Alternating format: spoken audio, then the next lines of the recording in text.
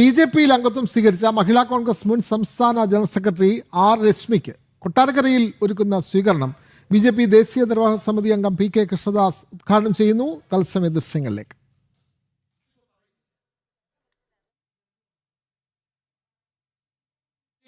വേണ്ടി സംഘടിപ്പിച്ച യോഗത്തിൽ നിങ്ങൾ ഇന്നേ നേതാവിനെ കുറിച്ച് പറഞ്ഞില്ലേ, അതേ നേതാവിനെയല്ലേ നിങ്ങൾ ഇപ്പൊ സ്വീകരിക്കുന്നത് എന്ന് പറഞ്ഞാൽ എനിക്ക് മറുപടി ഉണ്ടാകില്ല. അതുകൊണ്ട് ഈ പൊതുയോഗത്തിൽ കോൺഗ്രസിന്റെയും CPM-ന്റെയും സമ്മന്നതരായിട്ടുള്ള ഒരു നേതാവിനെ കുറിച്ചും ഞാൻ പരാമർശിക്കുന്നില്ല. പക്ഷെ പ്രിയമുള്ളവരെ, ഒരു കാര്യം നിങ്ങൾ ഓർക്കണം.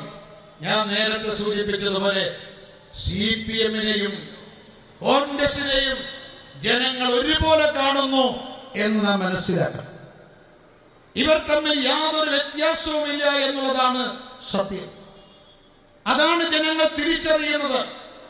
അതുകൊണ്ട് 68 വർഷക്കാലം കേരളത്തെ ഭരിച്ചു പിടിച്ച ഈ CPM-ഉം കോൺഗ്രസും നേതൃത്വം നൽകുന്ന മുന്നണികളെ കേരളത്തിന്റെ രാഷ്ട്രീയ ഭൂപടത്തിൽ നിന്നും തുടച്ചു നീക്കാനുള്ള ഐതിഹാസികമായ തീരുമാനം ജനങ്ങൾ എടുത്തുകൊണ്ടിരിക്കുകയാണ്.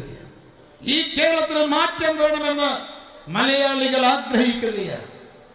ഇവർ തമ്മിൽ എന്ത് വ്യത്യാസമുള്ളത് ഞങ്ങൾക്ക് മനസ്സിലാകുന്നില്ല.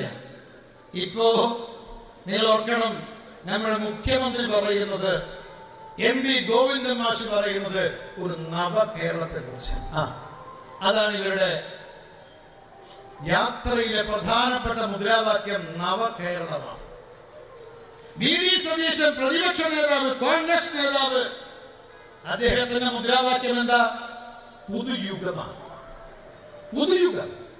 ഈ കോൺഗ്രസും മാർക്സിസ്റ്റ് പാർട്ടിയും ആരാ? കേരളം രാഷ്ട്രീയമായി രൂപം കൊണ്ടിട്ട് 68 വർഷം പിന്നിട്ടു. ഇതിൽ 3 പതിറ്റാണ്ടിലധികം കേരളം ഭരിച്ച പാർട്ടിയാണ് CPM-ഉം കോൺഗ്രസും. 3 പതിറ്റാണ്ടിലധികം കേരളം വീതം വെച്ചും ഭരണം നടത്തിയ മാർക്സിസ്റ്റ് പാർട്ടിയും കോൺഗ്രസും ഇന്ന് നമ്മളോട് പറയുക, ഞങ്ങൾ നവയുഗം, പുതിയുഗം സൃഷ്ടിക്കും, നവകേരളം സൃഷ്ടിക്കും എന്ന്.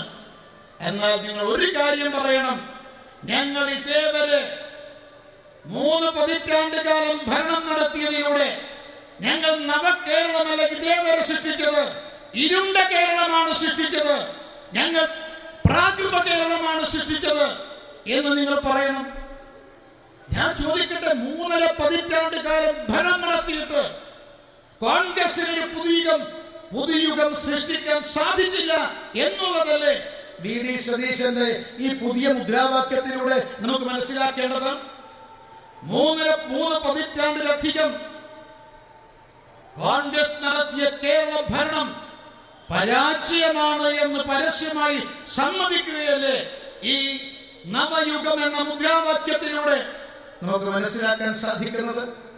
ഞാൻ ചോദിക്കട്ടെ, ഈ മാർക്സിസ്റ്റ് പാർട്ടി നവകേരളത്തെ കുറിച്ച് പറയുന്നു.